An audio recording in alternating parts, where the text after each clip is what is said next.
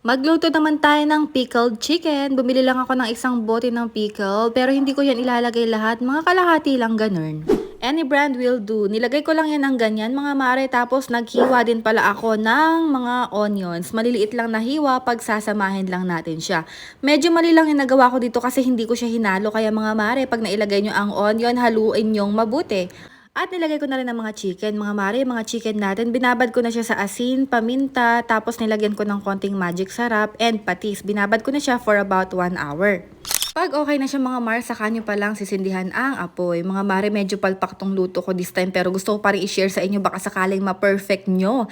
Naglalagay ako ng konting tubig kasi talaga natutuyuan siya. Tapos naglalagay din ako ng konting pampalasa. Ito yung chicken na niluto mo lang talaga sa sweet pickle relish tapos pinakuluan mo lang ng matagal. Medyo matagal lutuin pero sabi ni Habi masarap naman daw. Kaya try nyo rin mga Mars. Okay, yun lang. Bye!